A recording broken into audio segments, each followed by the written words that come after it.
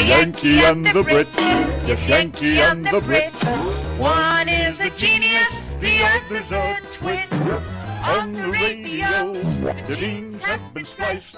The Yankee and the Brit, Brit. Yankee and the Brit in the RTM Radio Network, 8 p.m. Saturday night, country night. Joshua Stanley joining us on the phone. Say Mr. hello, Joshua Stanley. Hey, y'all, how's it going? Hey. Doing great. How are you? Oh, man, I'm doing wonderful. I just got back from vacation. Kind of getting back in the swing of things in normal life. But Where you been? Been anywhere exciting? Went down to Gulf Shores, Alabama for about a week and then headed over to New Orleans for a little bit and came back up here. So Awesome. Awesome, yes. Did you go swimming for jellyfish? I didn't get any jellyfish while I was down there. They did have some hazard signs up for the water, but it wasn't. I didn't see anything while I was down there. So. And no sharks, obviously. No sharks. Yeah. Other than a few land sharks, probably. How you guys doing? Doing all right. We're all right. We was just playing your Red Light song. Tell us all about it. Yeah, that's been a really cool song, and it's opened a lot of doors for me lately. I went down and wrote that song with Jennifer Aiden down in Nashville, and she was one of the co-writers on Blake Shelton's song "She Wouldn't Be Gone." And then my friend Danny Heflin also wrote that song with me, and we got in a room and we wrote that in probably just a couple hours. But yeah, it was kind of a song that I had a concept. I already wrote the hook for it, and we got in the room and everybody just felt like drawn to that one. So we sat down and worked it out, and just turned out being something really cool that all of us felt really good about. And so we went ahead and cut it with my producer, John Donosky, and it's been a really cool song, and it's actually opened a lot of doors. So we're really excited about it. I just got a new video I'm going to be releasing on the song coming up really soon. I just got it back as soon as I got back from my trip yesterday. So. Oh, you'll have to let us know when that comes out, because we will want to watch it, won't we? Oh, yes, sir. Where did you record that at?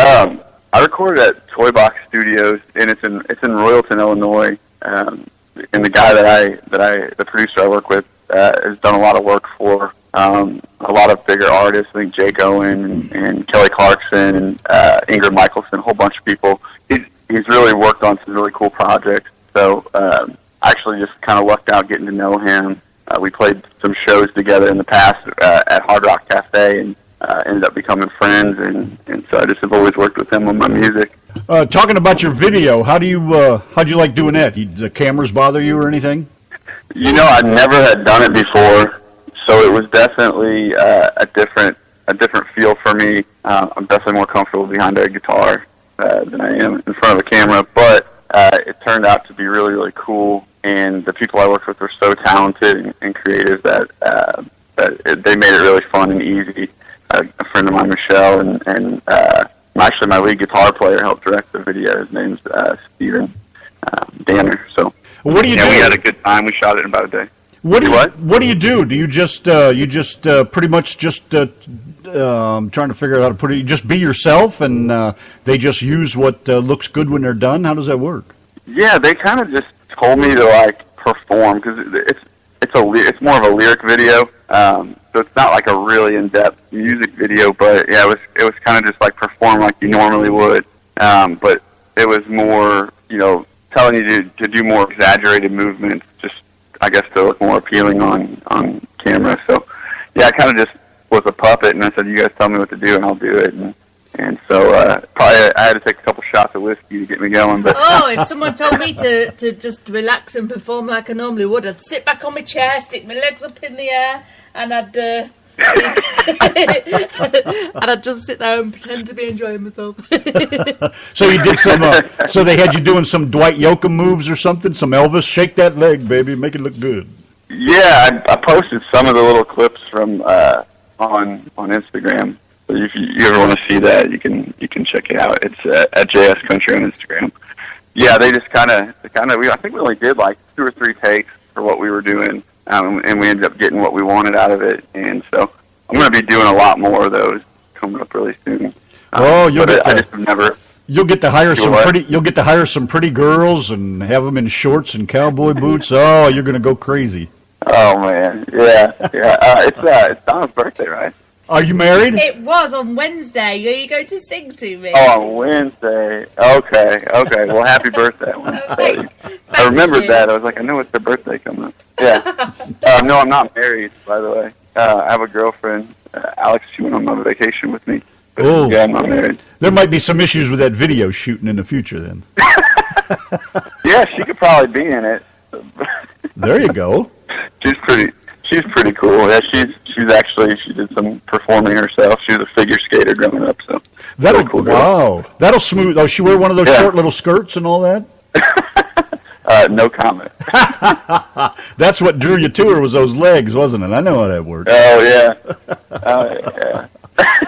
Hey, that'll make it easier. You got all the excuses you need already. You know, well, hey, you were in the video. You can't be mad at me for hanging out with these people after the shoot. I mean, we were just having fun. So what about some of these other tunes? Who do you write all your own stuff, or do you co-write, or do you have a writer? Yeah, so this song, I think Red Lights might have been my first co-write. Like the first song I ever co-wrote and actually went and cut. I've co-wrote a few other ones. The introduction to Danny being a part of my band, he plays bass for me.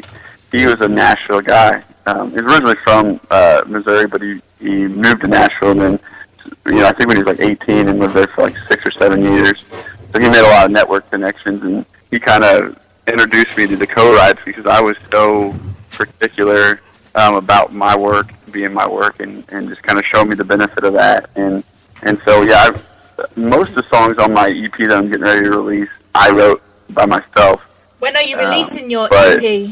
May 27th, I'm doing an EP release show here at Cicero's in St. Louis. Because Rod And Peg is then- asking in the chat room. Oh, okay, yeah. May 27th, and then I'll have it online as well, available for people. You can get 2 of the songs currently on my website, though. Come on over tonight, and then Red Lights are both up there for people to grab. But there'll be 3 additional songs, including Best Beer, which I think you guys have, and then a song called Sleep, and then a song called What You Do. So those will be on there, and then I'm really ready to go cut another one, which is crazy to me, but yeah. So that one's actually been done for a while. I just was kind of waiting to release it and kind of decide when the right time would be. And nowadays, it just seems smarter to put one song out at a time so people have more to kind of chew on. Yeah, try not to shove too much down their throats at a time where people lose track of Yeah, what's kind of going let them on. enjoy one thing at a time and Yeah. kind of let it run its course and then put something new out for them. So Well, let's go back. Just trying to- Let's go back just a little bit here. Yeah, what did you listen to oh, when you were shut- young I'm talking and in over here. short trousers? Hey, my turn. Leave his trousers alone a minute. What? It's like this all the time over here. What? How long you been in music? When did you start? When you were young, or? You're asking me Oh, a man. question. But it's my question now, not yours. Stay out of this. So my mom says that I was, even as a little kid, always like just gravitated towards it. She had a really good friend that was in charge of the St. Louis Symphony, and I guess when I was little, she would say, "Oh, he's going to be a musician for sure," because I guess I'd walk around making little noises, like I don't know if I was beatboxing or what I was doing, but I was always gravitated towards that. And my dad at I want to say I was 7 when he started teaching me piano, and then I think 4th or 5th grade I started playing trumpet. Did that for a few years, and then junior high I started playing drums. I guess I've been a musician my whole life. My grandpa is a country western singer, and he's in his 80s now. He still performs live. Cool. And he does more 50s country, yeah. And then my dad played in some country bands as well as some rock and roll bands. So Now, do you play I don't know guitar? my siblings. Yeah, I play guitar. I play drums. I played drums for I think 7 or 8 years at some different churches, and then kind of learned guitar I started learning guitar when I was 16, but it was never anything that I really wanted to do more than just to learn to write. And I think as I've developed as an artist, I've definitely focused more on getting more proficient at it, and so I've come a long way on that. But yeah, it's just one of those things where I've really dove into every aspect of music. I used to have a studio, and I would produce music for people, and so kind of have hit it from all angles, but songwriting has really been the thing that I think I just like gravitated towards naturally. Just something that I love to do, and it's kind of been my outlet as well as just something that I really, really enjoy, and kind of opened the doors to everything musically for me. I wrote my first song at 16, and I got a one-off publishing deal for a song I wrote in 2014, and just kind of went from there, and I just realized that's really what I want to do. So. Which girl did you write your first song for so you could snag her? You're going to get me in trouble. Why are we actually, to get you in trouble tonight? Hey, your past should not get you in trouble. You don't have to answer that question. What was. 16, and I remember it vividly. My dad had taught me how to play American Woman. He taught me the chords to that. And that was kind of my first crash course on how to play guitar. He is a phenomenal guitar player. So I always played drums so we could jam together. But yeah, I remember writing this. It was a girl that I was dating at the, well, I wasn't even dating her. Honestly, I was kind of trying to figure out if we were going to be together, and I was in high school and just kind of sappy, so I wrote the song "When Will She Be Mine." But it actually funny that you asked that, because we're getting ready to probably cut that song now, which, I mean, that's what, 15 years later. So yeah, we're getting ready to cut it again because my band is such a big fan of it, and it goes over really well when we play it live. So yeah, so that was the first one I wrote. It was about a girl named Lene. Story was her last name, I believe. Hopefully I don't get in trouble for mentioning her. But, but yeah. I know how that works. See, that's... I knew there was a girl involved somewhere. Oh, yeah, I mean, I write from very real experiences. A lot of times either my own or stuff my friends have told me. It's very rarely I just write to write something that's, off the wall. But yeah, usually it's from some experience or story someone told me, or just like a perspective that I have on something that maybe I thought was unique. You think maybe in the future you may end up just being a writer and gravitate away from actually performing? I love to perform. If you had to stop me right now and say, okay, you can take this path or this path, I would definitely go the path of a writer. I think that performing is a lot of fun, but I could live without that, where I don't think life would be the same for me if I didn't write. So, yeah, I think that writing, I think I could do it forever, and I think that, and be relevant, and that kind of excites me. And there's so much stuff out there to talk about and to write about that I think that that's really what I think lights my fire as an artist.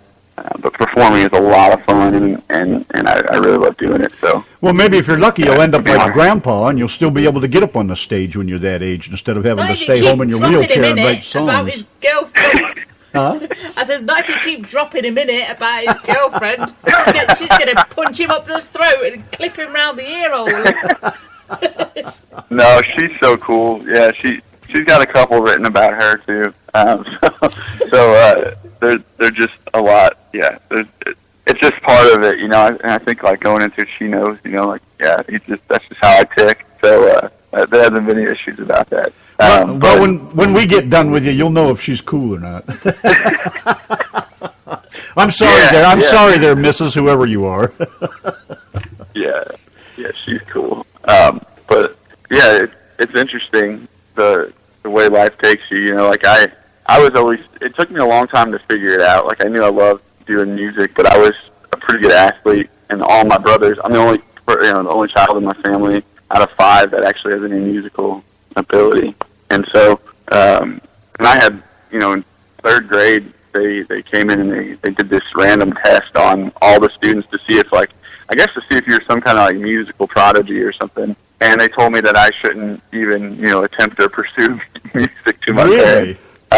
Yeah, and it's so funny, to look at that and to laugh at it kind of later on, to see all the things that I've gotten to done or gotten to do and the opportunities I've gotten, to think if I would have let that define me as an artist, that would have been awful. So it's kind of funny now, though, looking back at it. It's like, man, I remember my dad was like, is this what you want to do? And I was like, yeah, it is. So I mean, it definitely drove me to stick with it, I think, more than it did deter me from it. But every instrument I played, I pretty much taught myself, and so I think they were wrong.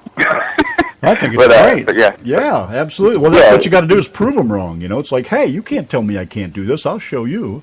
Absolutely, yeah. It's something I look back and I'm like, man, you just never know. You got to be careful who you let near your dream. And I, obviously at that age, I wouldn't know any better. But now looking back and I'm like, man, you got to guard that and do what you really love no matter what, Right.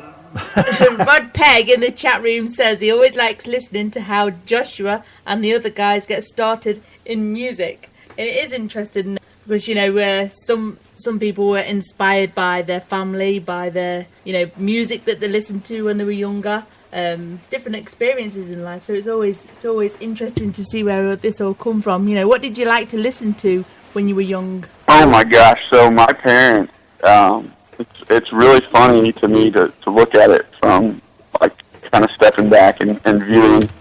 My parents are really religious, and so I was raised in the church, and I wasn't allowed to listen to secular music at all. But my dad was, my grandpa played 40s and 50s country, and my dad grew up playing like rock, like we're talking like Leonard Skinner and all the great bands from the 60s and 70s and 80s, and I wasn't allowed to listen to that stuff. And so I grew up listening to church music and kind of thinking that was the only thing that was out there. And then I think that I just went to the complete opposite end.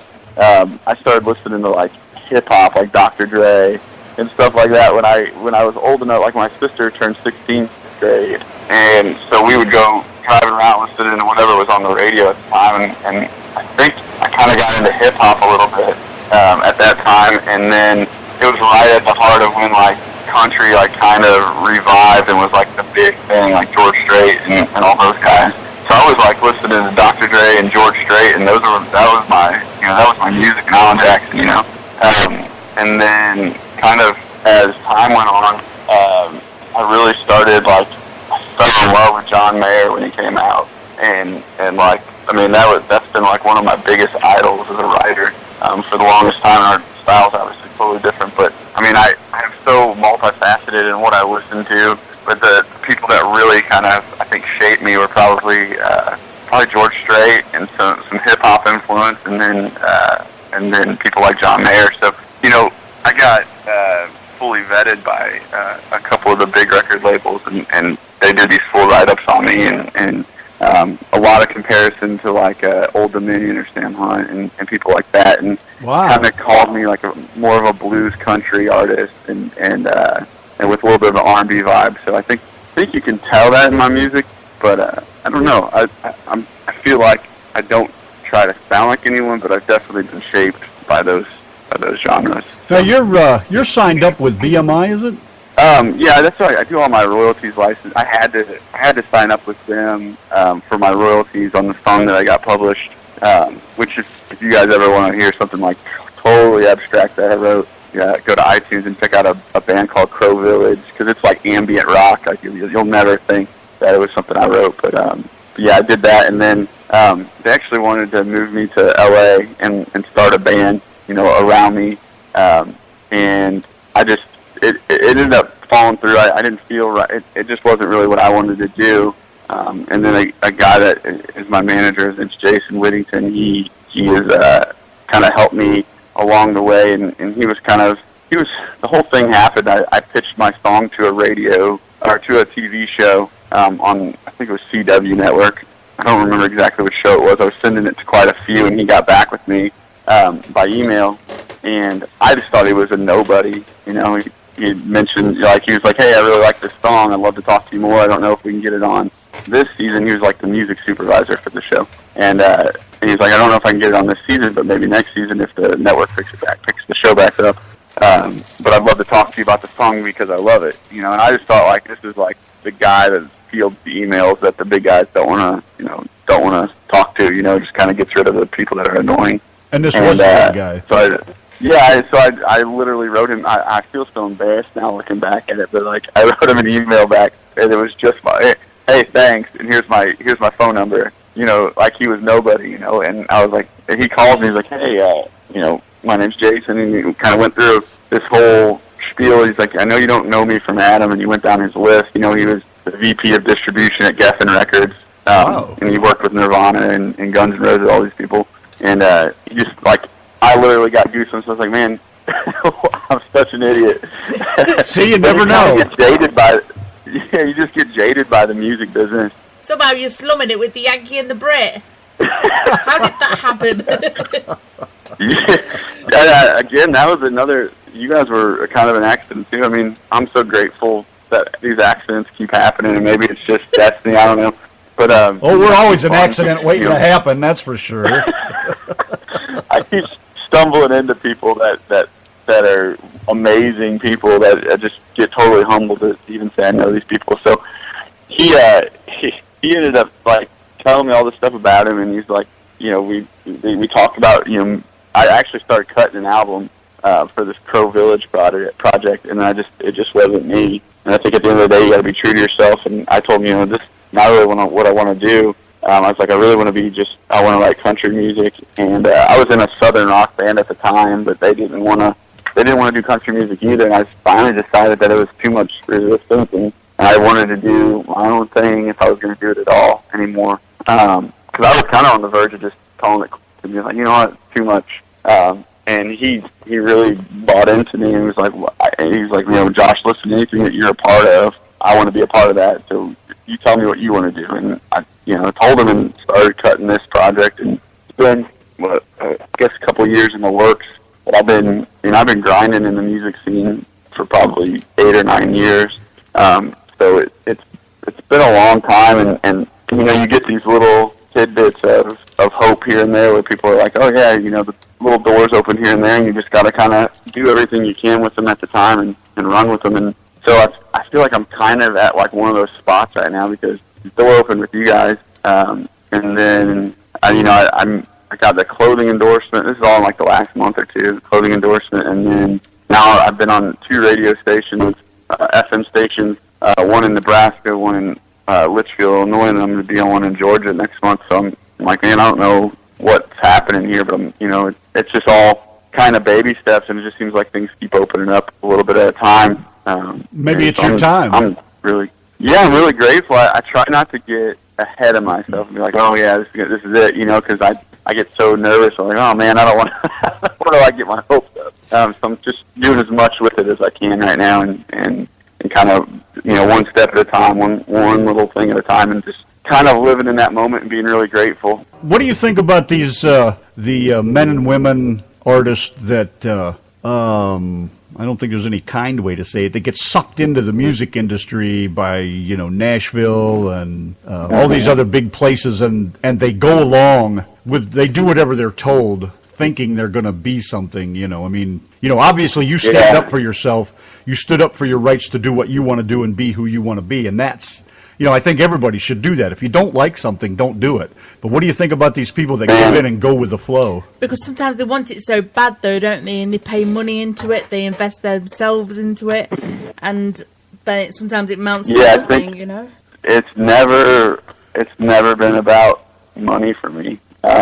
So I think that's I've got a lot more into my project than I do coming out of it, currently. But I feel like it's tempting. It's tempting when somebody offers you the world, but you got to spell out and you got to be whatever they want you to be. There's nothing wrong, I don't think, with Nashville as far as like, I think they're business people just like any other business. But for an artist, I think especially if you've been grinding for a long time, there's guys that have been putting in more than I have for a long time, a lot longer than me, and I could see you get that chance for a break. But at the end of the day, for me, it kind of came down to like I could do something else and maybe pull it off. But I think people are smarter than that. Like I think people know the real thing when they see it, and I think that that's what I've always wanted to be, either as a songwriter or as an artist. Like I've always wanted to be the real deal and not be anybody else, and kind of have my own thing in my own lane that I'm in. Where at the end of the day, I can feel like, man, people are connecting with what I'm doing legitimately, and not just what somebody's telling me to do, or like all these songs that somebody else told me to sing. When you hear a Joshua Stanley song, you're hearing something that came from me that I really connected to. I've never played a song. I do covers and stuff for people just to, to keep people entertained and do stuff that people really love. But at the end of the day, if it's one of my songs, I sign off on it. It's something that I've personally wrote, and I think that's just always the way I've wanted to do it. And I can see where that would be tempting to be like, so I can't really fault those people. But at the same time, for me personally, I think I always ran along the lines of, like, at the end of the day, I got to live with myself, and I got to be, like, okay with who I am. And so that's always been more important to me than because either way, whether I'm making my living doing it or I'm, making tons, making nothing, and sitting at home in the room, like, the music's going to be the same for me. And I know that you get signed to a record deal, that could change.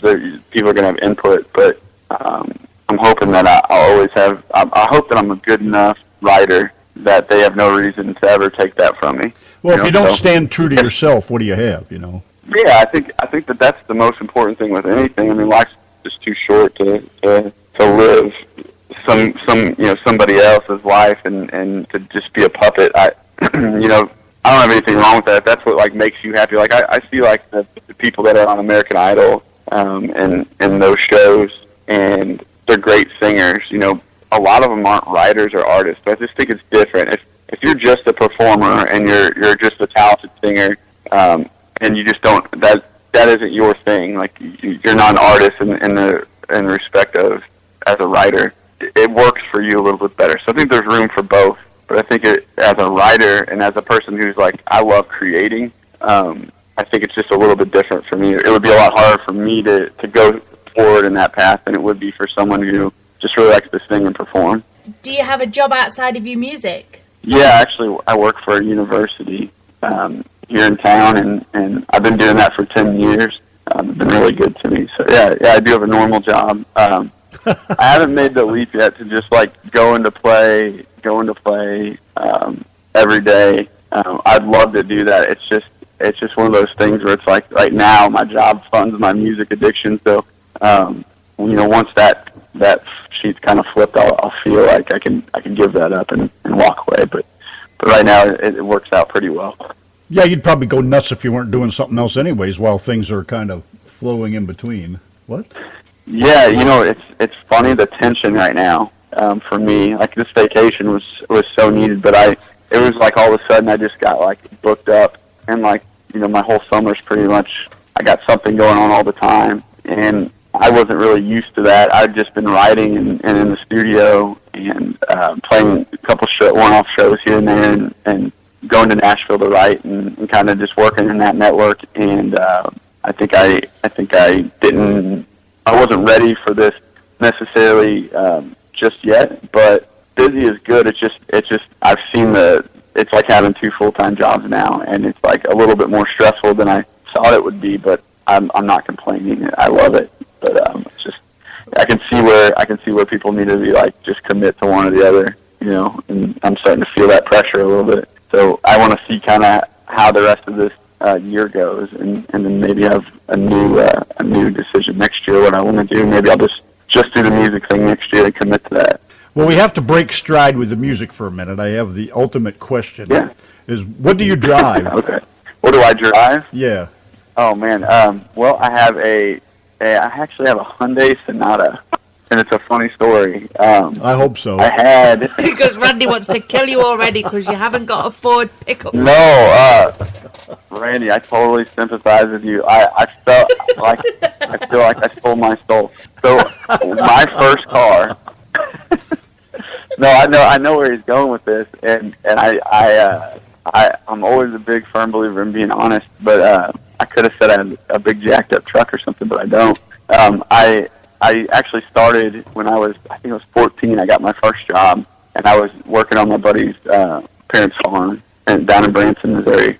And I worked my butt off, and I bought this 1976 Ford F100, and I completely refurbished it with my dad, and that was like our project. And so when I turned 16, my first vehicle was a Ford truck, and then after that I had a Mustang, and so I've always drove American vehicles, and I actually had the truck and the Mustang for a long time, and then I sold my Mustang and I got a Dodge Ram, and I was driving that for a while. What? Yeah. You'd almost redeemed yourself, and now you just tripped and fell.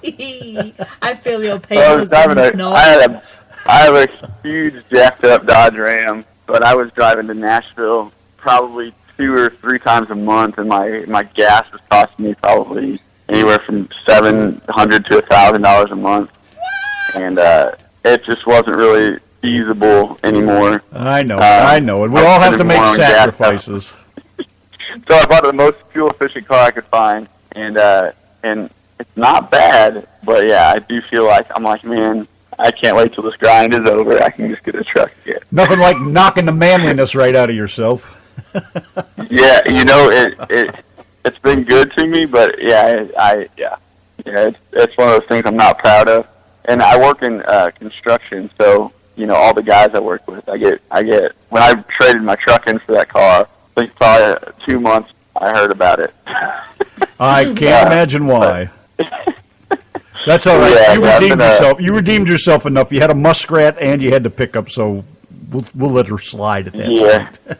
Yeah, my parents were all, like, everybody in my family were Ford people, like, my entire life. And then my brother started buying Dodge trucks, and so I really liked it, and so that's why I ended up getting that one. But yeah, if I could go back and have my '76 Ford back, I'd take it in a second.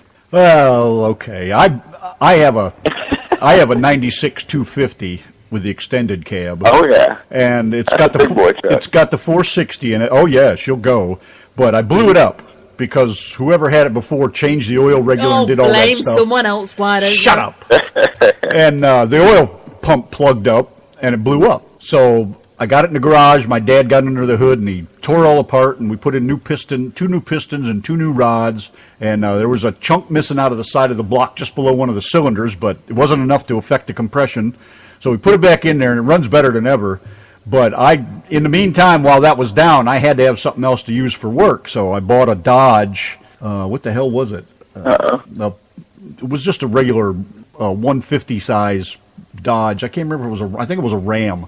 But either way, it was the worst friggin' thing I'd ever had. I mean, everything inside squeaked and made noise. The doors didn't close tight. It was just rattled. The steering was all messed up, but it got me through. But that's about all it counted for as far as I'm concerned.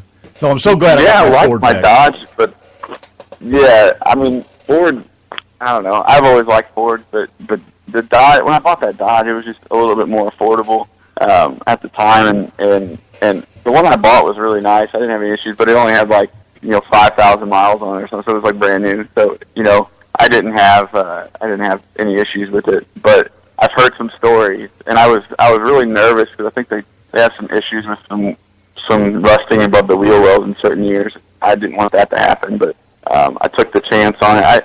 I only had it for 6 or 7 months, so it wasn't a long-term thing for me. I learned pretty quickly that I couldn't afford the gas going from Missouri to Nashville. So. No, I hear you. Well, getting back to the music, another question is, what do you think about Facebook Live? A lot of the indie artists, the country singers especially, are doing Facebook Live pretty regular. What do you think of that? I do it every Sunday. I haven't the past week because I was out of town, and I was like, man, I took this vacation and just wanted to get away from it for a week. But yeah, I think it's really cool. I'm still figuring it out. I'm still figuring out how to do it. I'm sure there's some kind of art to it, but I really enjoy it. It gives me an outlet every Sunday to get on there and kind of hang out with my fans a little bit, answer questions, play songs for them, and kind of let them know what's going on in my world a little bit. I do enjoy it. Which one of your Facebook pages can people go to? Yes, the ongoing battle of the pages. So everybody wants to be friends on your personal page.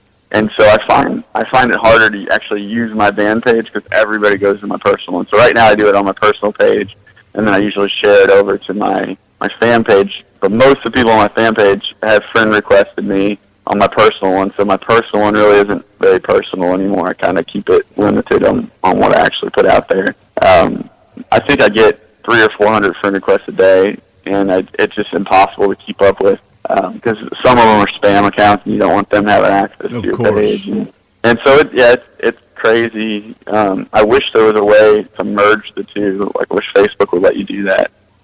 But for right now, I have a lot more people on my personal one than I do on my fan page. So now let me ask you this about your Facebook live videos. Do you do any cover songs, or do you do all your own original stuff? Oh yeah, I do covers. I usually start with a cover, just to like get people kind of like, oh, I know that song, you know, and then I'll talk for a little bit, do a little Q&A, and then I'll drop some of my originals on people, and a lot of it. The cool thing about that, it's a unique experience. People, I mean, the only songs I have out right now are those two that I have on iTunes and on my website, and then so all the, you know, I've written tons of songs, you know, so I get to play stuff that they don't get to hear unless they either go to a show or they, you know, get on Facebook Live. So it's really neat, especially for a good majority of my, you know, the people that follow me are in different parts of the country. So it's a really cool way of just kind of having a small concert.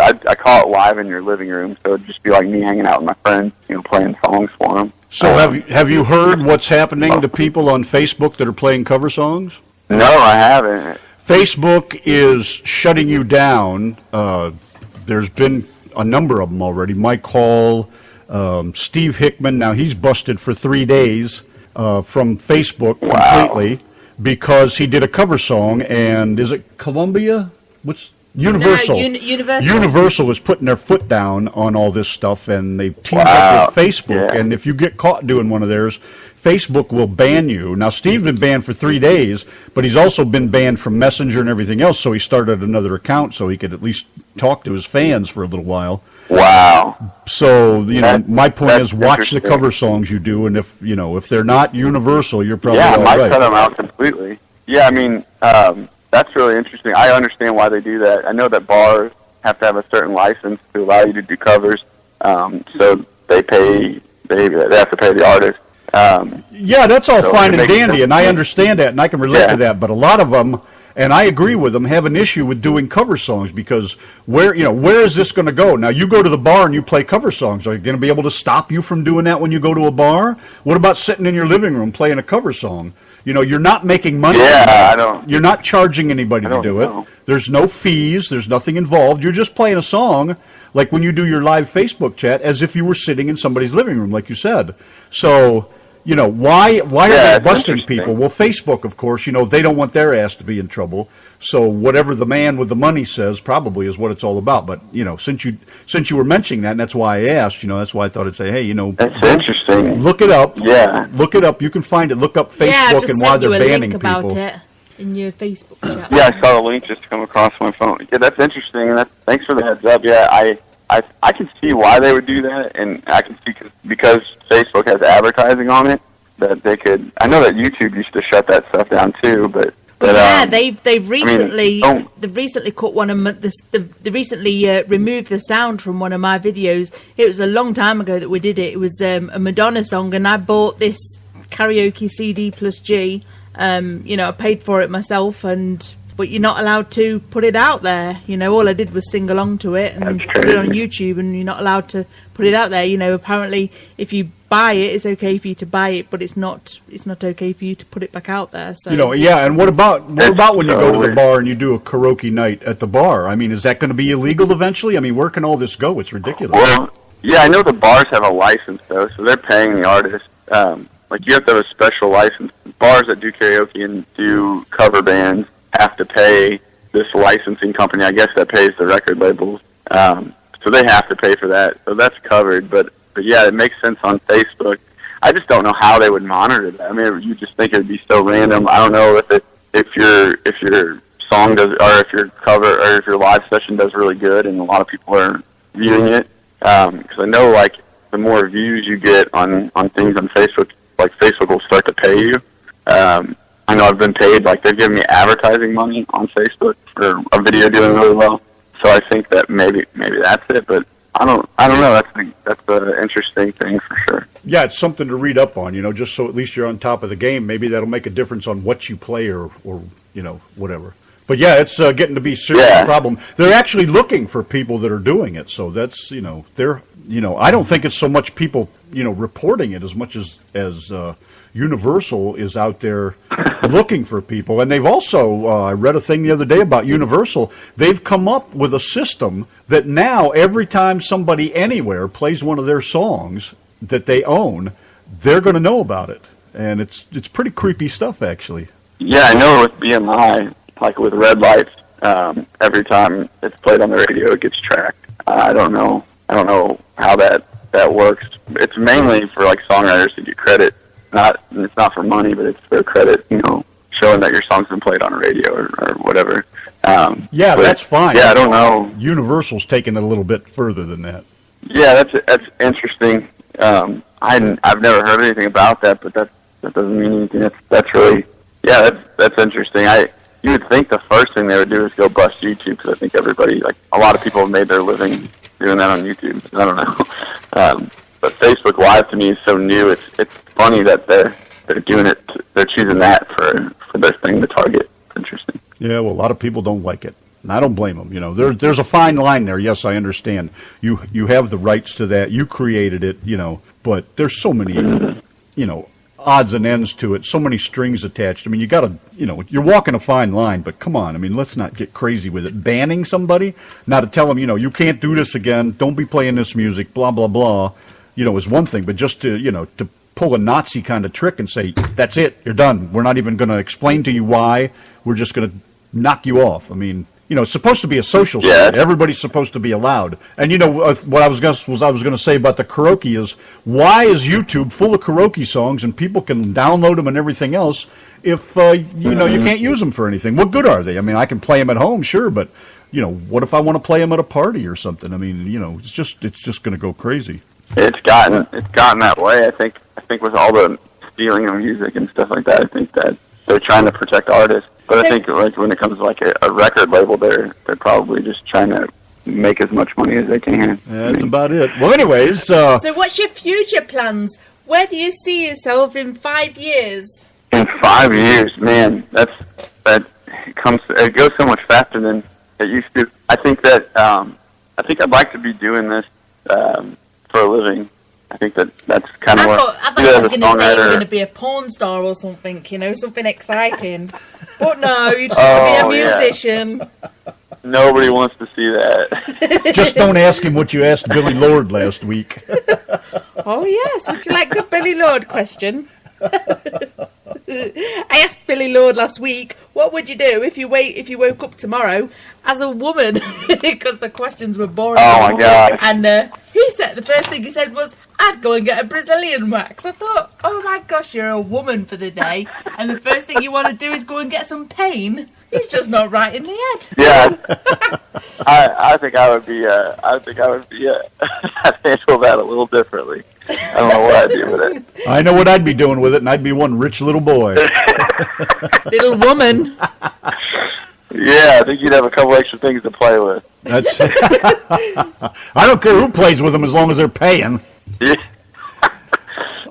Okay. I'd be throwing. If I woke up as a man, I'd be throwing my balls up against the wall just to see if they splat and all sorts. And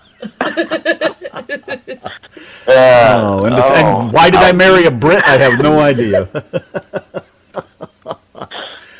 That's funny. That's an interesting question, man. Anyways, you have your EP coming out when? May 27th. I'm doing an EP release party at Cicero's in St. Louis, Missouri, and we're gonna release the EP and have a little party. And I got a couple of my good friends coming to play with me. So I may do a pre-release online just to get people going, but I kind of want to save it so people actually come out to the show and hang out with us. And Cora is one of our best listeners, and she says she follows you on Instagram, so watch what you post. That's awesome. And let's see, you do Facebook Live when, on Sundays then? Yeah, I do Facebook Live every Sunday at 8:30. Okay. And where can people purchase your music? They can go to my website at jscountry.com. Right now I have 2 songs up, and then I have Come On Over Tonight up on iTunes right now as well. And you can listen to it. You can stream it on Spotify as well. All right, that covers it. Anything else you want to add? I got 10 questions I'd like to ask you before you go. If you have anything else to add, we'll get after them. Well, no, yeah, go ahead. All right, question numero uno. What is your favorite word? Favorite word? Oh my gosh. I don't know. That's interesting. I don't know. That's a tough question. Favorite word? They're not supposed to be easy. Yeah, I don't. This is why I asked the vagina question. Maybe trying to think of a word that I use a lot. It doesn't even have to be that. It could be a word that invokes a nice image or just makes you feel good. Yeah, let's say smile. What's your least favorite word? My least favorite word, moist. Did you just say moist? Moist? It's kind of, I don't know, it just makes... That's easier than my favorite one. It can be a little disgusting at times. Yeah, it kind of just rubs me the wrong way, I don't know. Number 3, what turns you on? What turns me on? Oh my gosh. Oh, like, are we It's the internet. You can say whatever you want. I'm an ass guy. What turns you off? What turns me off? Oh, probably funky smells. And you're an ass guy, huh? That would kill it. Yeah, oh, totally. Yeah. One extreme to the other. What sound do you love? I think I just got that. What sound do I love? I figured it'd sink in eventually. Oh man, I love the sound, and I can kind of reflect on this now. The ocean, man. Like, I love the sound of that. It's so relaxing. What sound do you hate? Oh man. Probably Noises from the arse? like, do what? I said noises from the arse. No, I think I hate this, like, anything really super high pitched, like, would kind of drives me crazy. That would be Donna when we were singing "Anything You Can Do, I Can Do Better." I'm glad you went there with singing.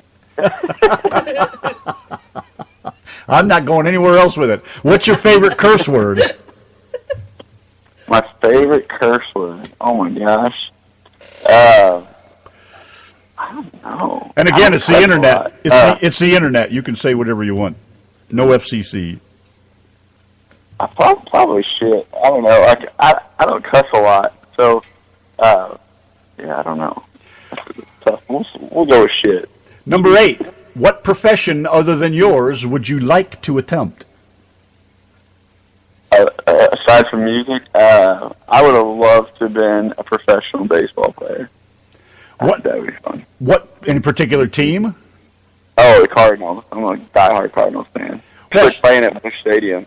Oh, really? In September. So yeah, beautiful. Yeah, I got picked to play Battle of the Boots at Busch. It's the first ever country music battle of the bands.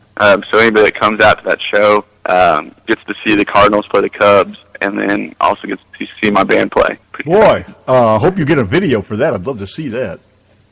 Totally, yeah, we'll definitely do that. What profession would you not like to do? Oh my gosh. What just sounds awful. A profession that I would not want to do. Probably, I don't know. There's so many terrible things. I wouldn't want to be like anything that we gotta like cut people open, like a surgeon or like a mortician or something like that. I think that would be awful. A sex change doctor? Any kind of person that could cut somebody open, I'd probably pass out. And number 10, final question. If heaven exists, what would you like to hear God say when you arrive at the pearly gates? Oh, that's an awesome question. Well, first of all, well done. But secondly, that he was proud of me that I actually used well done, you died. Yeah, well done. No, just that I used all my talents and that he was proud of me. You know, I used what he gave me. That'd be cool. That's beautiful. And that's it. That's all we have. Oh, awesome. That word question is probably the toughest out of it. I thought maybe when I said, what profession would you not like to do, it would have been woman with a vag, but you didn't quite go there with it. Hey, it's been great, man. Can't thank you enough for hanging out with us for a little while. Dude, thanks for having me. Anytime you guys want to talk, just let me know. And I'll definitely be checking in more often. This past couple weeks has been so crazy busy. I try to check you guys out every Friday night. So. Oh, cool. Oh, that's awesome. Well, probably in a year or so, we'll check back and see how you stand and what's going on. And, unless we start to see you all over television and all over YouTube and all over the Internet, then we'll know we're the little people and we'll just say, hey, don't forget the little people. Hey, and when you release your CD, pop a link to it on the Yankee and the Brit radio page, just so any of our listeners can see it and see where they can get your CD. Yeah, that'd be great. And if you guys wouldn't mind, Donna, go ahead and inbox me your address. I want to send you guys a copy of time and everything. Absolutely. Yeah, oh, no absolutely. Absolutely. That'll go on the Yankee and the Brit wall of shame. Wall of shame. I thought that's where you put all your T-shirt mess-ups. No, that's the other wall. I really do enjoy you guys' show, and I it's one of those things. I really do appreciate you guys taking the time to play my music and spend the time to get to know me, and hopefully we can keep the relationship going over the years. I think it'd be a lot of fun. Well, thank you very much for letting us play your music. It's great, and you're a great guy, man. We've had a blast, and we could go on for hours, but we don't want anybody to disappear because I get boring after a while, or I start cussing and swearing, one or the other. So thank you again, my friend. It's been a great time, and all right. Good luck with the girlfriend, and good luck with the future. Sounds like you got it all going on. Hey, we're trying one day at a time. All righty. Thank you very much. Good night. All right, see you guys. All right, bye. Joshua Stanley and Best Beer with the Yankee and the Brit, the RTM Radio Network.